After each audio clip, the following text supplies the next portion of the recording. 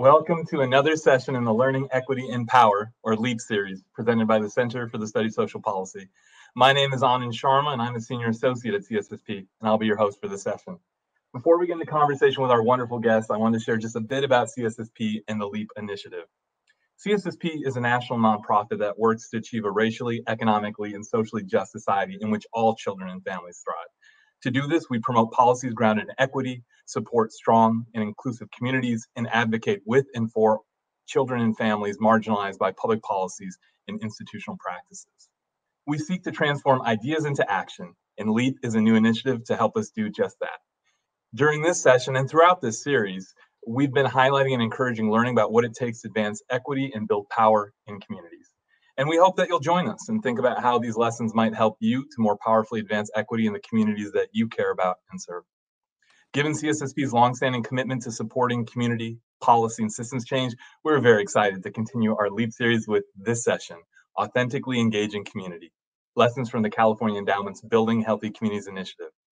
CSSP has had the pleasure and privilege of being one of TCE's learning partners over the past few years. And through this series, we've enjoyed the opportunity to share some of the insights we and other learning and evaluation partners have discovered alongside TCE and its many partners across California. For those who aren't familiar with the work of TCE, I would encourage you to check out past LEAP sessions, but I also wanted to offer some brief context. Building Healthy Communities, or BHC for short, is a signature program of the California Endowment that has combined 10 years of continuous funding to 14 historically disinvested communities with related state level and regional policy campaigns and coalition building. Since 2010, BHC has invested over $1.75 billion and contributed to more than 1,500 wins through its innovative approach to health improvement that encompasses both social determinants of health and power building to promote systems change and advance health and racial equity. BHC is characterized by a unique blend of neighborhood-level engagement, which you're going to hear a bit more about today, combined with media strategies to shift the public narrative toward a deeper understanding of systemic inequities and the potential of people power to transform them.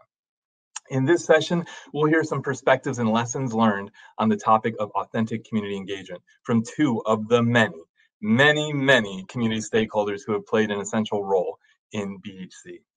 There's no way we could ever tell all the lessons of BHC spanning 10 years and in the entire state of California, but we are very fortunate to be joined by two wonderful experts, Ms. Towanda Shiree and Shiree Teng, who can share just a few of their own stories and lessons from their tireless work in East Oakland. And without further ado, I'd like to introduce our first guest, Ms. Towanda Shiree. Ms. Shiree, how are you doing today? Oh, good afternoon. I'm doing fine. I'm Ms. Shiree, and I'm a resident leader with East Oakland Building Healthy Communities. And I've been with the initiative for about 10 years. And so it's been a great experience. And Ms. Shiree, how long have you called the East Oakland community home? At least 37 years. So this is has been a wonderful enterprise for me to be involved with. East Oakland is a very diverse community. It's consisting of African Americans, Latinx, Native Americans, and working class people. And I love the people, the music, the artwork, the environmental justice and criminal justice reform, the housing rights, and people trying to address the general social problems in our community. The ability to hear from the community members themselves and engage with them has been a part of the great things I've seen that have happened, and people's issues are being lifted up and they are being able to address them, and it's brought insight and opportunities to assist the community as a whole. Building healthy communities has brought me to the table with different people whose voices are often not heard. Thank you so much for Ms. Shiree and for sharing just a little bit about your East Oakland community and some of the things that you love about it. I would love for you to share, since you have been involved with BHC for pretty much the entire time it's been an effort in East Oakland. How did you first get engaged with the work of BHC, and what are some of the roles that you played in that work? Okay. Well, at the suggestion of Causa Justa Just Cause, a housing rights organization, which I'm a member, I became engaged with BHC near the beginning of the whole process. I participated in the steering committee as a resident person, and a leader with the real team, the resident engagement team, and as well as continue to work with the leadership group and the leadership body with EOBHC. And Ms. Shiree, before we get into some of the lessons and things a little later, would love for folks to get a chance to hear from you. What do you think makes a healthy community, and what are some of the biggest barriers that you see to health equity? Well, for me, power building has been important in this whole process. One, right now, we have issues of displacement, health disparities, racism, environmental pollution, voter engagement, and those were key questions that people in the community, not just me, but other residents raised, and they fought for and felt these were important for us to address. The creation of the Healthy Development Guidelines and in the engagement with East Oakland Congress of Neighborhoods to assist in passing laws around blight, working in coalition to assist thousands of people to sign up for Obamacare were some of the things that happened. And so for me, that was part of the energizing part. We also helped with working with people around nail salon issues, health workers who are working there, and to make sure that they had healthy working conditions. We also work with EONI, East Oakland Neighborhood Initiative, to craft a whole tool around environmental impacts for the community. Some of the things we're still being challenged with are displacement, which is causing a large portion of the huge homeless crisis we have here in East Oakland, especially for African Americans. But also that we have to realize there's a link between displacement and people being pushed out and the number of schools being closed. Thank you, Ms. Shiree, for sharing a little bit about your community and the way that, again, this is just one story and one example from many of BHC, but I think it's a great illustration of how many different community members and stakeholders really were pushing for a very broad view of what constitutes health equity and what makes for a healthy community. So we're going to come back to you in a little bit, Ms. Shiree, but I want to bring in our next guest, Shiree Teng. Shiree, how are you doing today? I'm doing great. It's a blustery day here in Oakland and warm. Well, I'm out in Washington, D.C., so I hope you can send some of that warmth out our way because it's been getting quite cold. But it is so good to see you, Shiree. I've had the pleasure of getting to know you in many different roles, but you are here today representing your role as a East Oakland Building Healthy Communities Learning and Evaluation Team member. And I would like to give you the same chance to say a little bit about yourself and what are some of the things that you really appreciate about the East Oakland community. Oh, wow. I've been in Oakland for 30 years now after having immigrated to this country as a young teenager. I became a young organizer at 17 and moved around the country. What I love about East Oakland is the feistiness.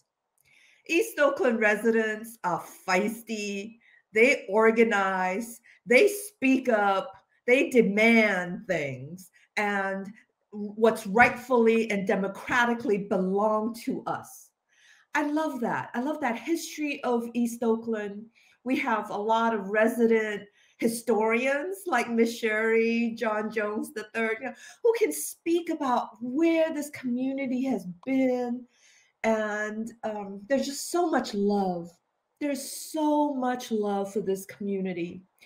Even though for someone who may not live here, when you come to East Oakland, you may see closed storefronts or abandoned buildings, folks living on the streets. But beyond that, it's a spirit of hopefulness, of optimism, of fight back. We belong here in East Oakland. That is really palpable. And the great food, the great people, the music, the art, all the things Ms. Shiree talked about. And recently, Black Cultural Zone is doing an adult skate every Sunday, right? Folks complain that there's not much to do in Oakland for recreation, for outlet. So that's slowly starting to change. Thanks for sharing that. Both you and Ms. Shiree have given folks a nice little sketch of some of the things that you love about the community. And I think it would be helpful for folks to hear a little bit more, Shiree, about the specific role you played and as a learning and evaluation team member. So if you don't mind sharing a little bit about that. Yes, we were very honored to have been invited and included as part of the East Oakland Building Healthy Communities effort. As a part of the learning and evaluation team. It's been a 6 year. So we came in probably in year 5 of the 10-year journey. So one of my greatest teachers of the East Oakland BHC story has been Ms. Shiree, telling and sharing with us the early experiences of a building resident power initiative. So as the team member, team lead for the learning and evaluation team, our job was really to support the reflection capacity of the residents as well as the organizers in BHC, right? We can be involved in a lot of activities, just doing things, right? But if we don't stop occasionally and step on the balcony of our own lives to look at what's happening, right, we will miss a lot of the morsels, the tastiness, the kind of the flavor that gives life color and excitement and meaning. So as part of the evaluation team, we really saw ourselves as kind of supporting the organizers first and foremost to build power. So we had a lot of different roles, disrupting the traditional notions of an evaluation team that is somewhat or somehow can be objective and neutral, right, quote unquote, and somehow stand arm's distance apart and observe and make judgment. No, we said no. This initiative is to build resident power, which is really disrupting the power dynamics, right, in supremacy and dominant culture.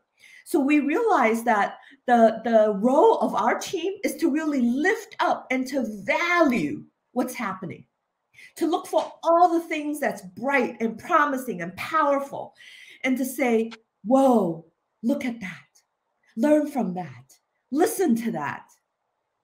So really blurring the traditional lines of an evaluation team. So really our job was to build capacity, to help document, to take notes, to tell the story, right, over time, to be librarians, because, you know, people come and go out in and out of the initiative. But our team has had a 6-year run, so we hold a lot of the memories of the initiative. So we distill, we facilitate, we cheerlead. Sometimes we're invited into being strategists. We build relationships, we build bridges, we hold the space. So in all those ways, I feel like learning and evaluation needs a reframe in building power efforts, that we're not this traditional experts. I don't see myself as an expert. I see myself as someone who has expertise, and I have a boatload of things to learn, especially from organizers like Ms. Shiree. Thank you, Shiree, for just sharing more about your role and the orientation you take to learning and evaluation, because I hope folks who are tuning in can see Ms. Shiree has been a resident leader and doing organizing and just tirelessly working in the community.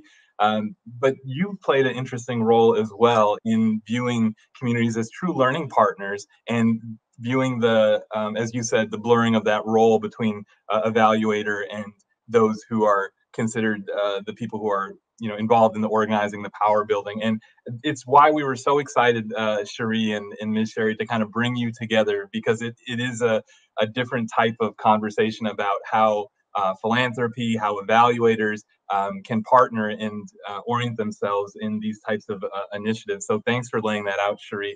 I want to go back to Ms. Shiree. and just open it up for, now that our folks know a little bit more about the two of you, Miss Shiree would love for you to start us on a conversation about what are some of the biggest lessons learned or insights about what it takes to authentically engage community.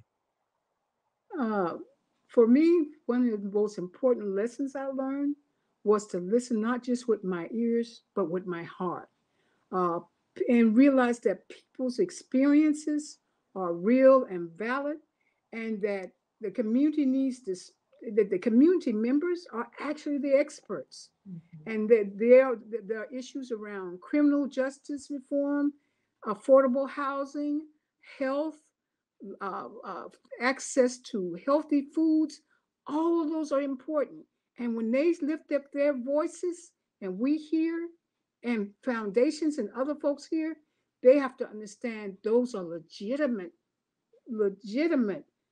uh, things that affect the community, and that the people here are the authors of what happens with their faith.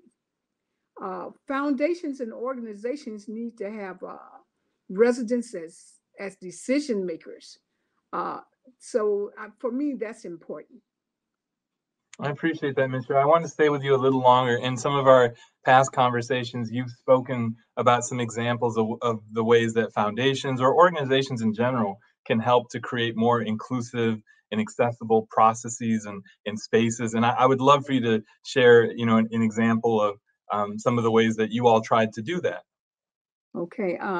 For us, it was important for us to work with folks around making sure that people had stipends, holding meetings at times that people can access them.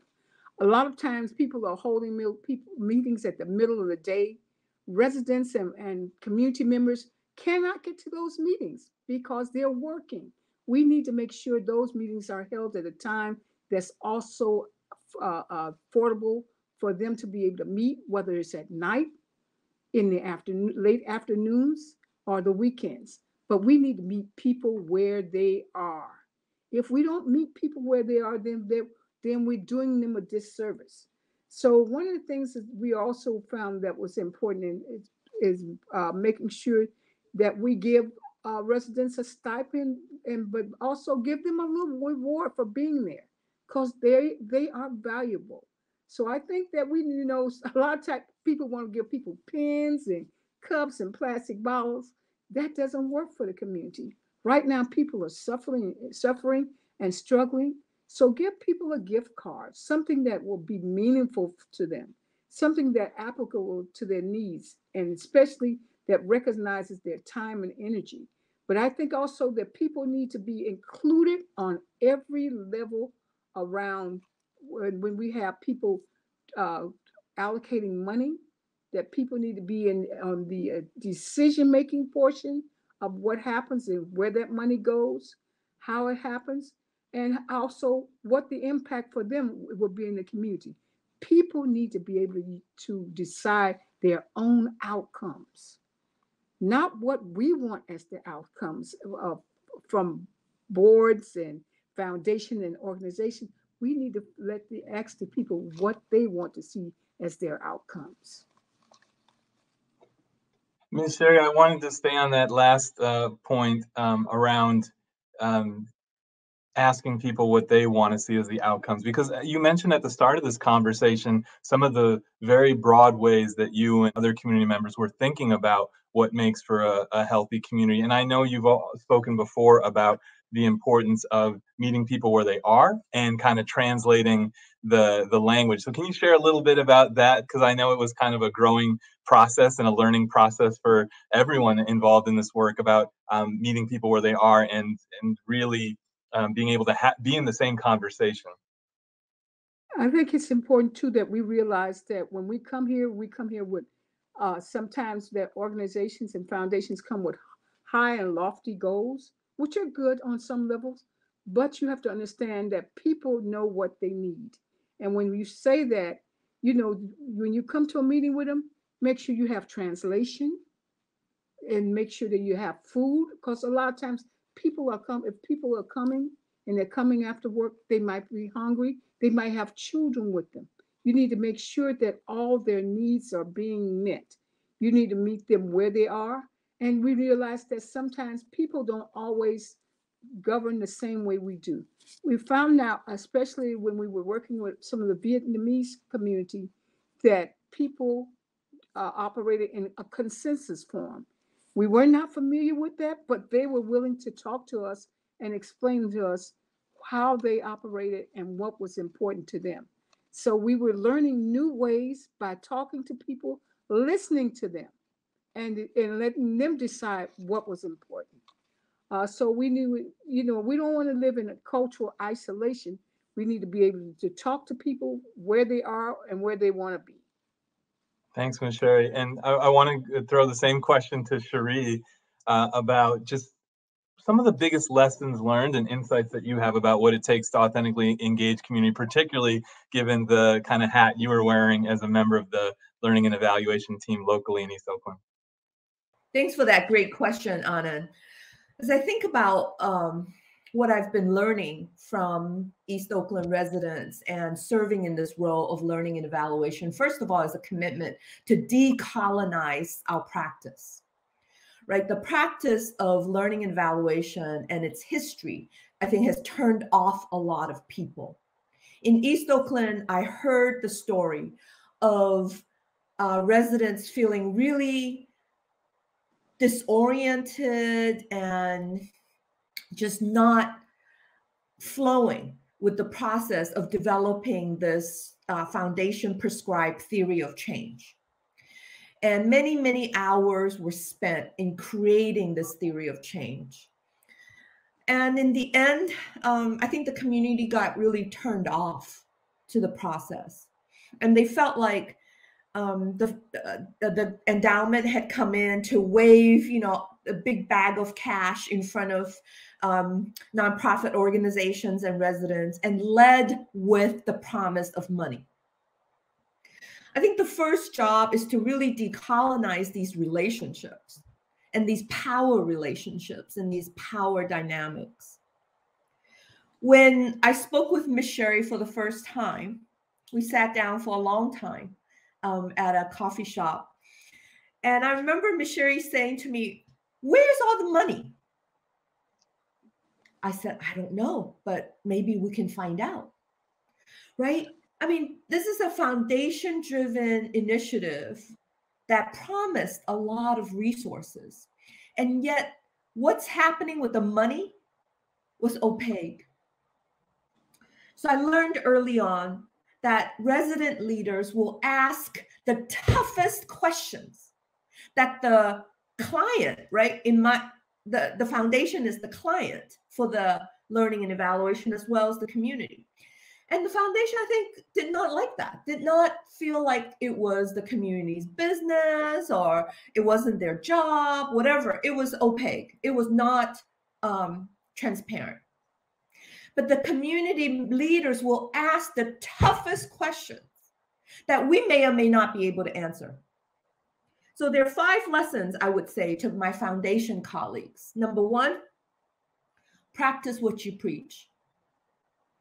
If you say something that the community ought to practice, I want to see you practicing it first and modeling it for the rest of us and sharing transparently your own lessons learned.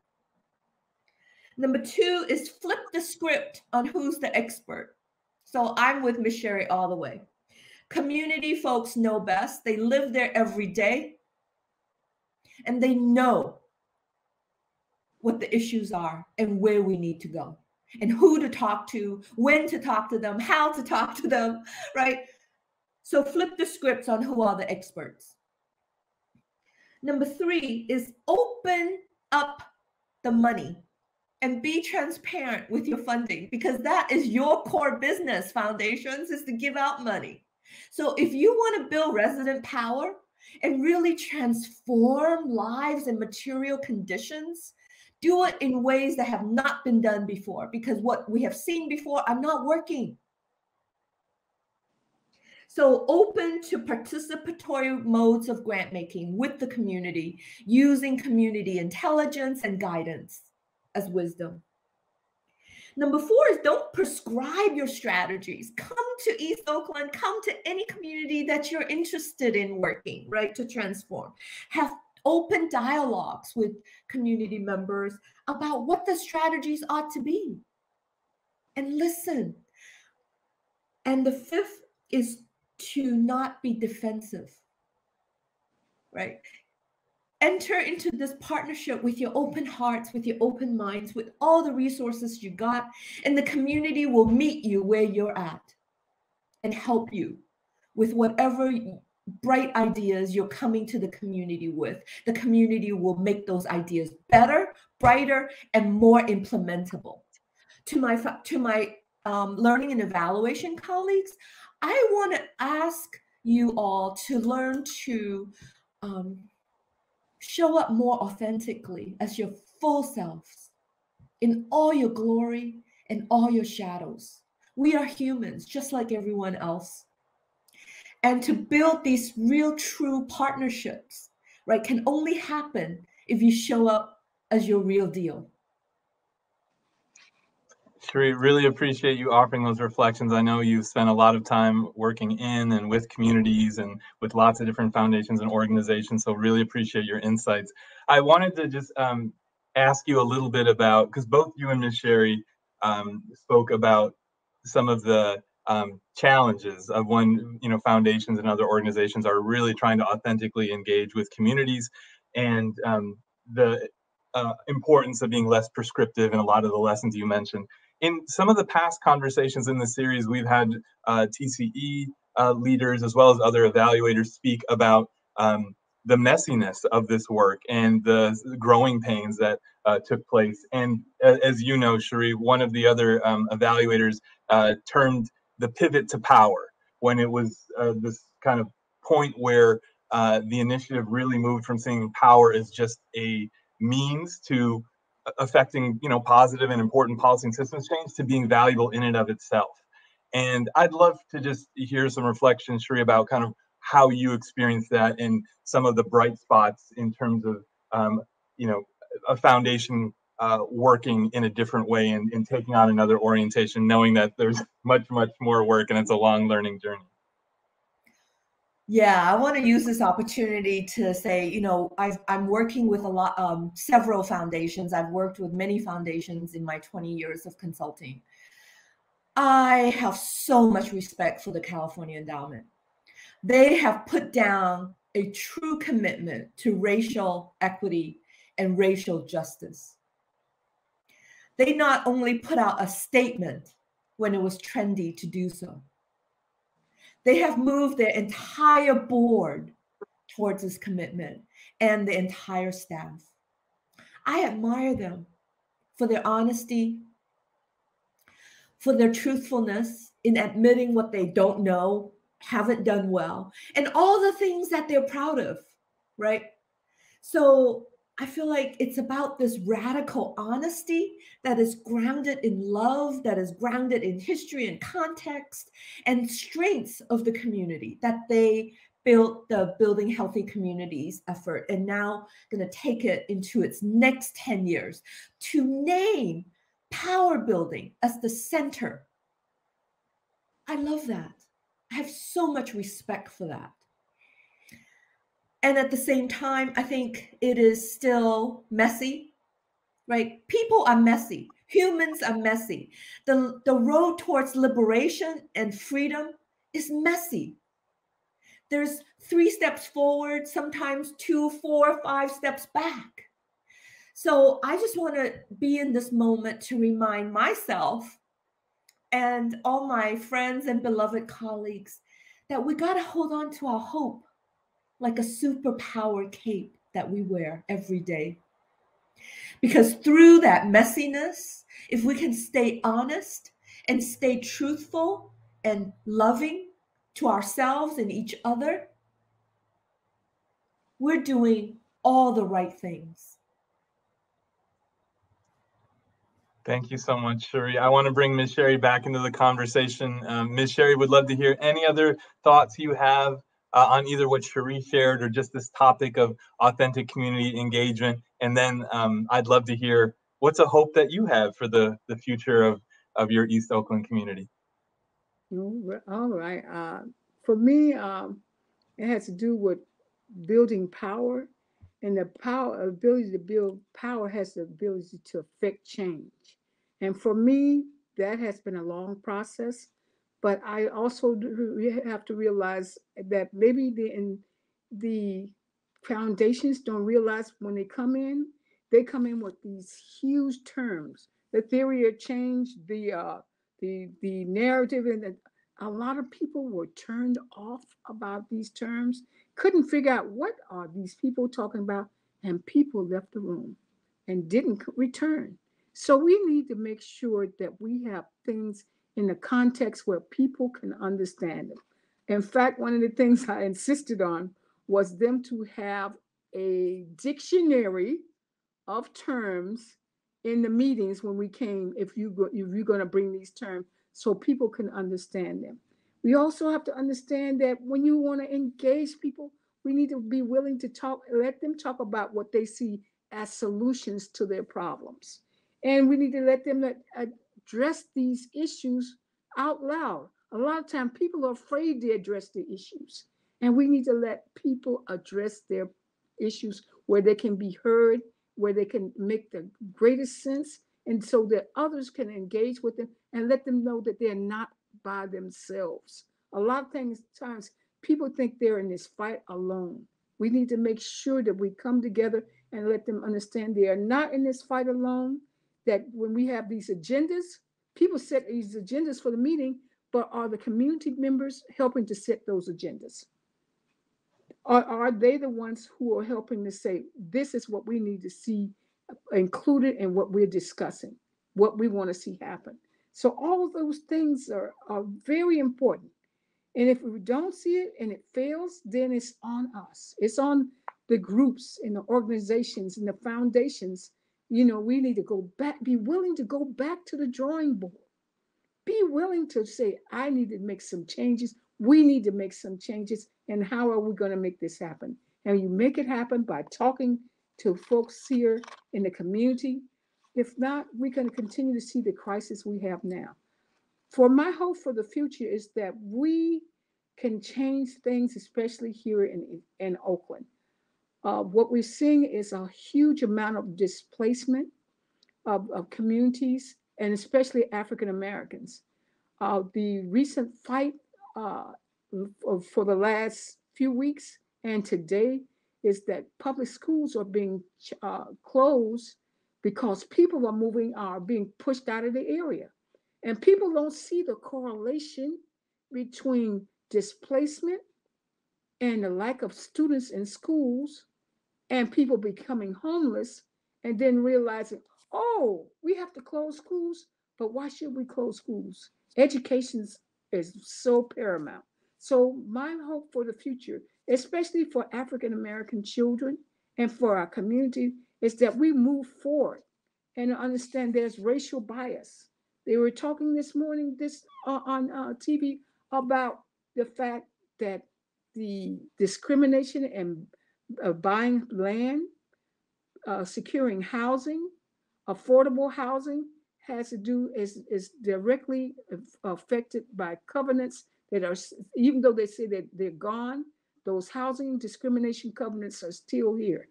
But I know when we work together, when we pull together, we can change things. And that's my hope for Oakland, and that we continue to not give up the fight, that we keep working and we move forward, and we can do this.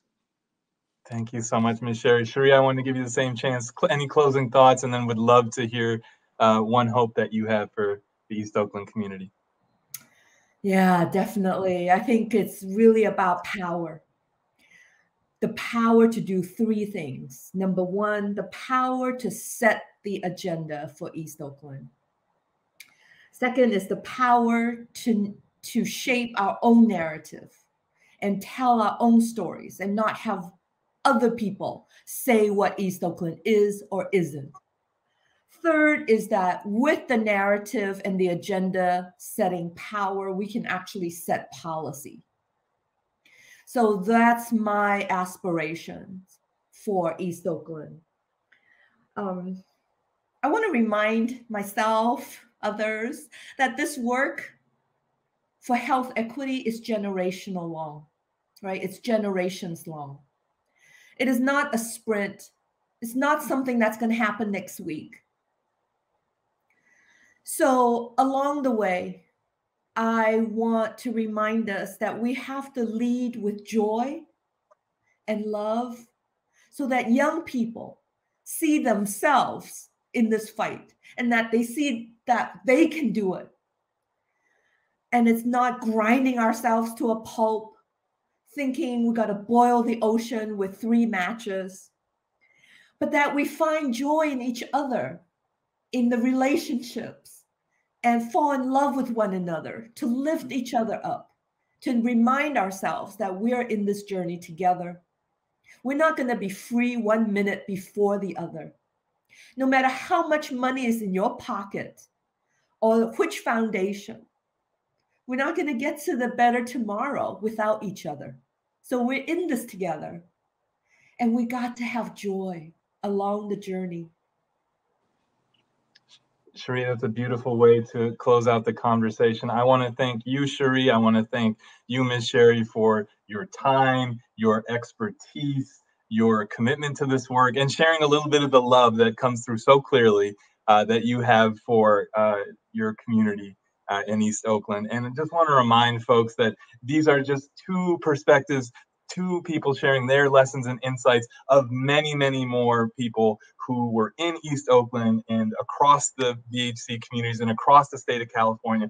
And just always have to acknowledge that these lessons, these successes would not be possible without literally the efforts of thousands and thousands of people across the state. So we're grateful for the 2 of you, Ms. Shiree and Shiree, for sharing a little bit of your community, your love, your experience with us. And we hope that we've piqued people's interest to learn more about lessons and insights from the many, many experiences and studies and reports and stories that come out of the work of building healthy communities. So thank you both for your time today. Thanks to everyone who tuned in. We really appreciate your interest in learning equity and power. And we hope that you've gotten some inspiration, some ideas, and we've piqued your curiosity to learn more. And we just appreciate all of you in the work that you're doing in your own community. So thanks so much for your time, and take care. Thank you, Anand. Okay, thank you so much.